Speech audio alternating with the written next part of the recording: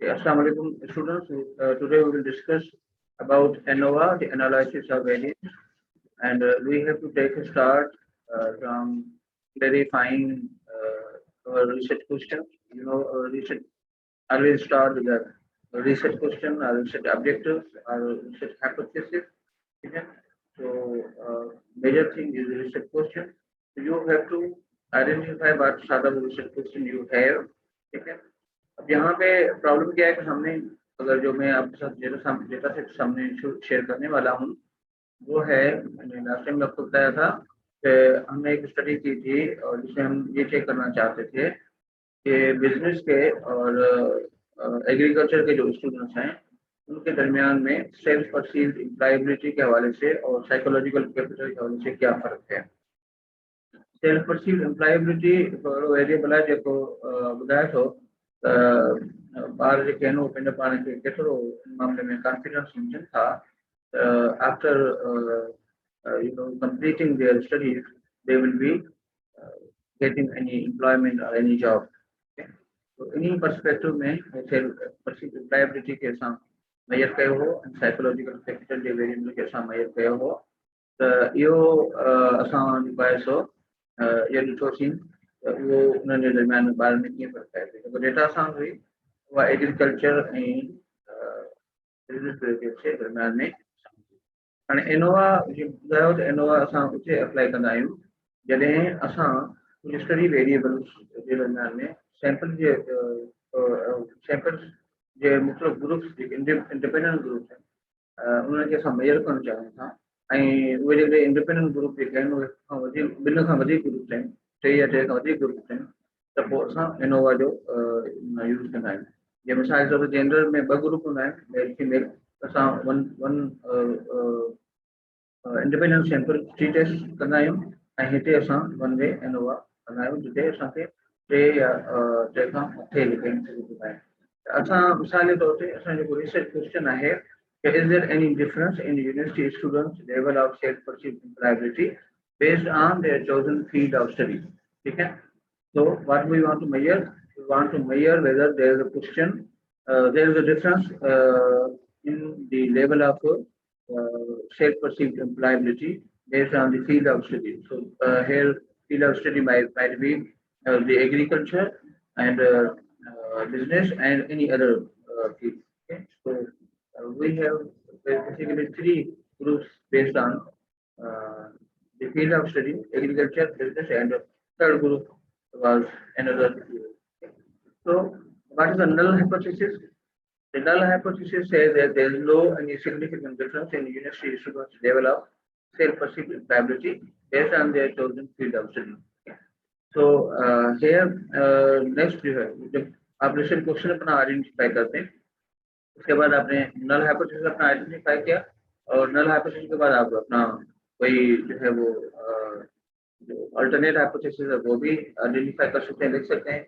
और alternate hypothesis क्या होगा? There is a significant difference in university students level of perceived employability based on their chosen field of study. तो अब यहाँ पे आपको जो है ये जो हम टेस्ट रन करेंगे इनमें दो टाइप्स के वेरिएबल का मालूम होना जरूरी है।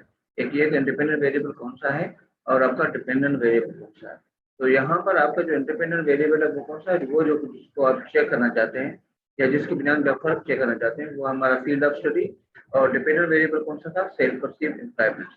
ठीक है, so we all know that one way ANOVA is useful for the determining if a significant difference in mean score and in dependent variable exists across three or more groups. Okay, so when there is a group, if we have found that there is a difference among the groups, so then there are multiple other tests which will let us know where actually the group, where actually this difference lies. Okay, so for example, in our today's lecture, we will be applying post-hoc test.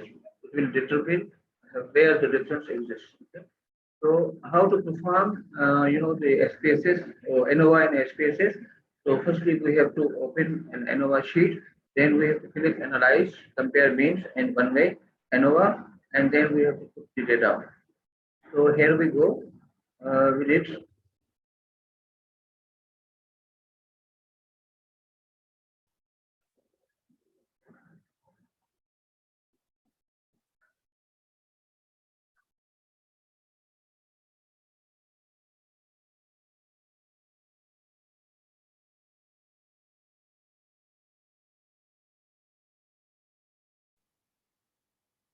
Okay, so here we have to use analyze. Okay, then compare means, and then one way ANOVA. Analyze, compare means, and one way ANOVA. Okay, so what we have to do, we have to see which one will be our dependent variable, and then what will be our independent variable as a factor based on we are going to measure the difference. Say for example, we are using only two variables. The here this is the calipers employability, so this will be over here, and then we have to use the field of study. So this is the variable field of study. We will put over here. Okay. This is the dependent variable, and this is the independent variable or the factor. Okay. And then we what other test we have to do? If there is no any thing we can do here, we have to select post hoc test, है ना? तो post hoc test में हम यहाँ पे Turkey test जो है वो सिलेक्ट कर सकते हैं, और ये हो गया टेस्ट। देखिए सिग्निफिकेंट लेवल हम कौन से रखना चाह रहे हैं, 0.05, ठीक है। और इसमें और ऑप्शंस में हम यहाँ पे डिस्क्रिप्टिव को सिलेक्ट करेंगे, और ब्राउन को सारे ये भी हम कर सकते हैं, होमोजेनिटी या वेरिएंस करेंगे, ठीक है। मीन प्लॉट अगर आप करना चाहें तो भी ठीक है, अगर नहीं करना चाहते तो जरूरत नहीं है, बूटस्ट्रैपिंग की जरूरत नहीं है, ठीक है। तो हम क्या करेंगे, ओके कर देंगे और हमारे पास डेटा आ जाएगा। और यहाँ पे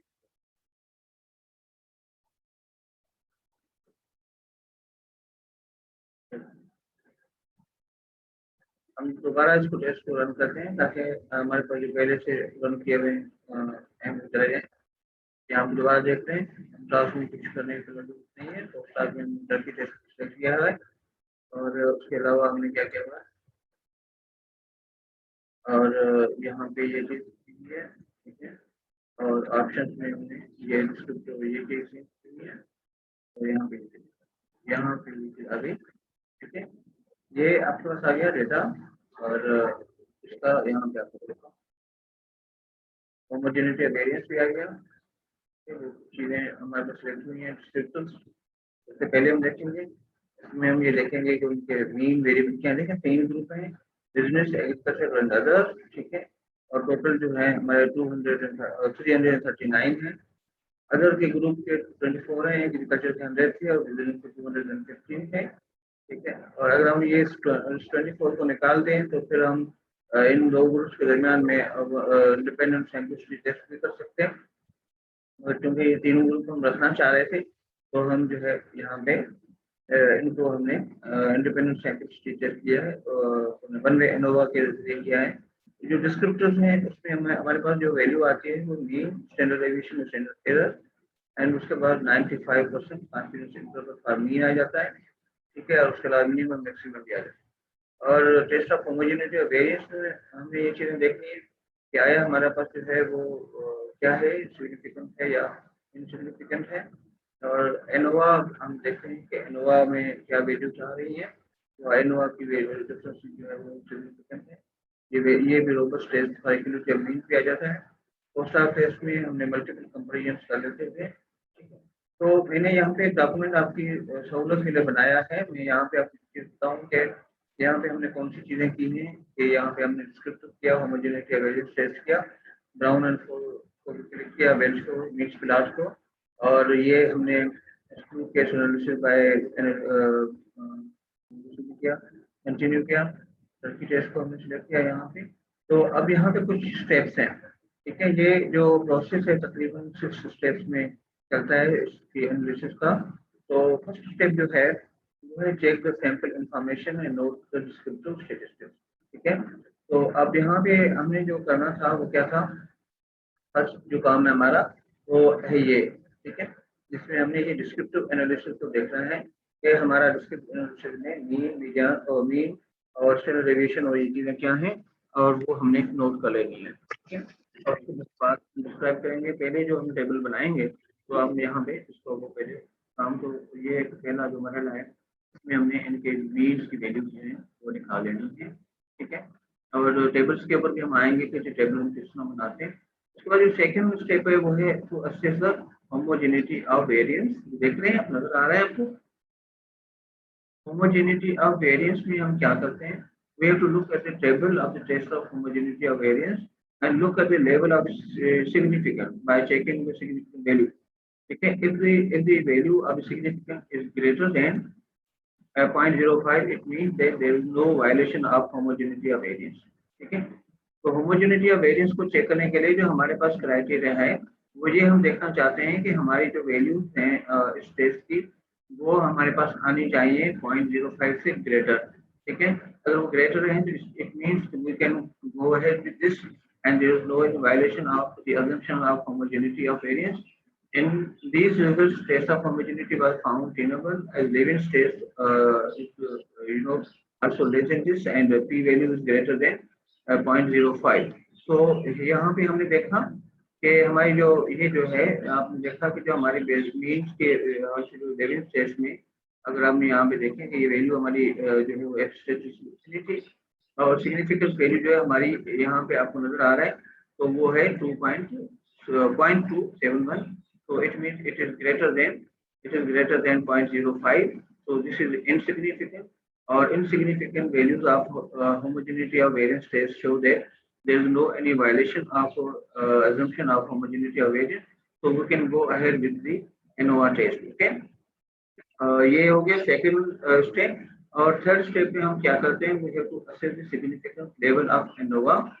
So what we have to do, the major important point in ANOVA table is the value of the significance. If value of significance less than or equal to 0.05, यहाँ पे लेस देन होनी चाहिए, यहाँ हमारे पास जो है ग्रेटर देन होनी चाहिए। और लेस देन में हमने ये देखा कि if this is less than 0.05, it means there is a significant difference between means of variable, है ना? If value, जो पॉइंट है वो नोट करें, if value of significant value of the ANOVA, or the p-value or the probability value of the ANOVA test is less than 0.05. Okay, so it means that there is a significant difference between means of variables. Okay, this table only illustrates that there is a significant difference among variables, but it does not tell us which means is more different from another. That question is answered by the table of multiple comparisons. Okay, so this table illustrates the results of both subtests as ANOVA table of our data reveal the value of significance less than 0.05. Okay, so it shows that there is a significant difference among means of any variable. यहाँ आपने देखा, तो ये जो था हमारी ये वाली टेस्ट है, आपने देखा कि ये जो है हमारे जो बिटवीन ग्रुप्स का टेस्ट था, क्योंकि ये अगर हमारा यहाँ अजम्पशन पूरी होती है तो हम बिटवीन ग्रुप्स का वो करेंगे, अगर वो नहीं होती, ये अगर हमारी सिग्निफिकेंट आ जाती तो हम फिर बिटवीन ग्रुप वाली लाइन जो है वो उसको चेक करते हैं। मगर यहाँ पे जो है तो हम बिटवीन दी ग्रुप्स जो वो चेक कर रहे हैं। तो यहाँ अब हमें अंदाजा हुआ कि ये जो एफ वैल्यू है it is greater than 3, and यहाँ पे जो सिग्निफिकेंट वैल्यू है ये 0.05 से कम है, 0.007 है, तो इसका मतलब ये हुआ ये 0.05 से कम है। ओके, यहाँ एफ वैल्यू हमारे पास आ गई, और ये भी हमारा स्टेप 2 क्लियर हो गया। हमने देखा कि ये एफ वैल्यू जो हमारी सिग्निफिकेंट है वो 0.05 से कम है। अब यहाँ पे इसका मतलब ये हुआ कि this there is a difference among the groups based on self perceived employability, based on self perceived employability.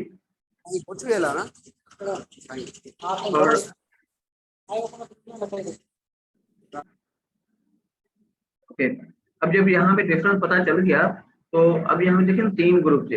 हमें पहले स्टेज में ये बताया कि there is a difference, where is the difference whether group A is more different from B, or B is more different from C, or C is more different from A and B, which one is different among others, ना? तो वो हमें multiple comparison का जो test है यहाँ पे वो हमें बताएगा, ये टेबल ऑफ मल्टीपल कंपेरिजन जिसमें हमने टर्की HSD टेस्ट जो है वो लिया था। यहाँ पे आपने पता चला डिपेंडेंट वेरिएबल जो है वो क्या है, सेल्फ इम्प्लायबिलिटी। इस टेस्ट को पोस्ट ऑफ टेस्ट कहते होते हैं ना। ये हम टेबल जो है वो चेक करेंगे और आपको पता चलेगा कि कौन सी चीजें ज्यादा डिफरेंट है।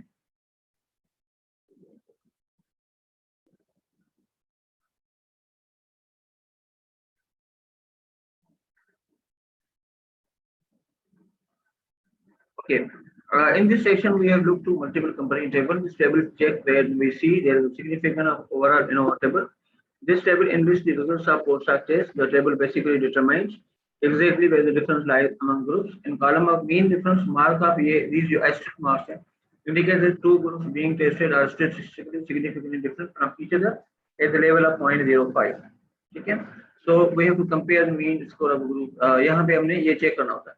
अब यहाँ पे जब हमें पता चल गया कि कौन कौन से ग्रुप जो है ज्यादा डिफरेंट है, अब यहाँ पे आप देख रहे हैं कि अदर्स का जो ग्रुप है वो ज्यादा डिफरेंट है सबसे, और ये जो है दोनों ग्रुप जो है यहाँ पे जो है वो डिफरेंट है. इन जो दूसरे जो लोग थे इसमें एडेड वो सिर्फ ज्यादा एक दूसरे से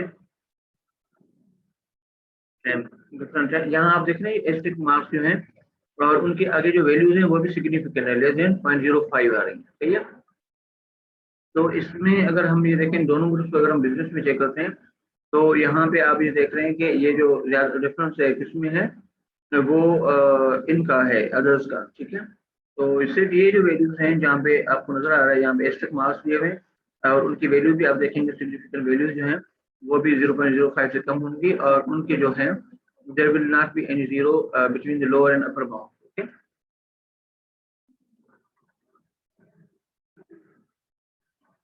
अगला जो है हमने जो देखना होगा step 5, then we have to compare the mean score between the groups. Okay, when it is determined that there is a significant difference among groups, the next stage is to compare mean scores. For this, mean score plots are analyzed. अब mean score plots को हम analyse कर सकते हैं कि यहाँ पे आपने देखा कि किस तरीके से जो है वो मीन स्कोर हमारे चेंज हो रहे हैं. अब यहाँ पे देखें मीन स्कोर जो है यहाँ पे इतना था और वो नीचे आ गया है, और फिर ऊपर यहाँ पे अदर्स का जो है वो सबसे ज्यादा मीन का जो है वो डिफरेंस है, तो हमें अंदाजा हो जाता है कि कौन सा ग्रुप ज्यादा वो है. फिर हम इफेक्ट साइज को भी कंपेयर करते हैं और कंप्यूट करते हैं. For computing the effect size of the data, ANOVA table is used, or formula for effect size is effect size बराबर n square बराबर sum of the square between the groups and the total sum of the squares. This is the criteria. ठीक है, और यहाँ पे हम अगर effect size तक ना जाएं क्योंकि उसके लिए फिर मैं एक आपको एक एक्सेल की शीट शेयर करूंगा, उसमें ये वैल्यूज जैसे ही आप पुट करेंगे वैल्यूज जैसे ही आप पुट करेंगे तो आपके लिए वो आ जाएंगी. तो यहाँ तक हम अगर स्टेप 5 तक इसको रखें तो आपको जो है वो अंदाजा हो जाएगा कि किस तरीके से हम ये टेस्ट जो है रन कर सकते हैं और उसको रिपोर्ट कर सकते हैं. क्योंकि ये जो डेटा है ऑलरेडी हमने रिपोर्ट की हुई है. यहाँ आपके पास एक आर्टिकल नजर आएगा, इसमें हमने जो है वो रिपोर्ट जो है वो की हुई है.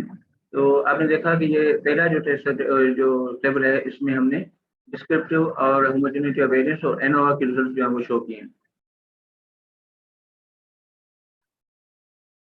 यहाँ अगर आप सिर्फ सेल्फ परसीव इम्प्लायबिलिटी को अगर आप देखें तो यहाँ आपको नजर आएगा कि ये आपने देखा कि ये उसने वहाँ पे वो ये लिख दिया वेरिएंस था, ये जो है क्या नाम है आपका सिग्निफिकेंट वैल्यू है और ये एफ स्टेटिस्टिक्स है और ये एफ स्टेटिस्टिक्स की सिग्निफिकेंट वैल्यू है. तो हमने यहाँ पे जो टेस्ट किया था हमें पता चला एसी के ऊपर जो है ये कंडीशन थी कि जो होमोजेनिटी वेरिएंस है उसकी वैल्यूज जो है इनसिग्निफिकेंट है, जबकि जो एफ स्टेटिस्टिक्स है उसकी वैल्यूज जो है वो सिग्निफिकेंट है. और यहाँ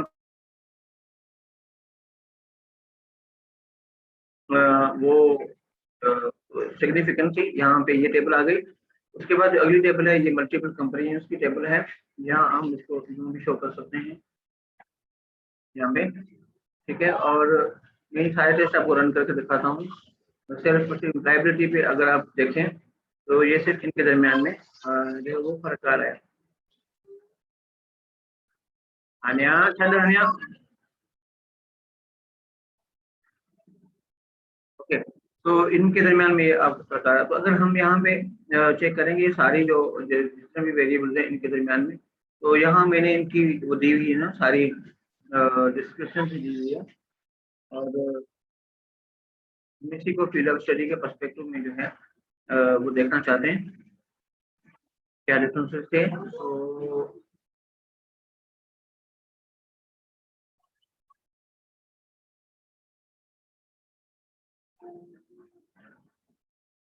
आप इसमें अगर हम ये देखें ऑप्टिमिज्म था, होप है और ACA आ रही है, है, होप है,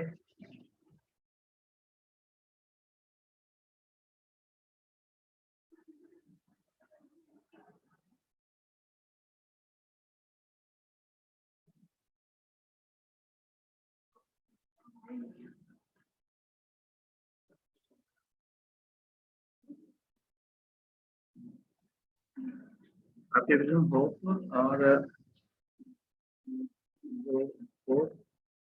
एफिकेसी, विजिलेंस, उसके बाद क्या था असाइनमेंट, और उसके बाद क्या था चाइल्ड केयर। ये वेरिएबल है, अगर हम इसको टेस्ट रन करते हैं तो हमें अंदाजा हो जाएगा कि ये इनकी डिस्क्रिप्टिव स्टेटिस्टिक्स हैं। आपने देखा वो जो सेम रिजल्ट हैं उसके अंदर आपके आर्टिकल के, हमारे आर्टिकल के अंदर वही चीजें यहाँ पे नजर आ रही हैं, ठीक है। और उसके अलावा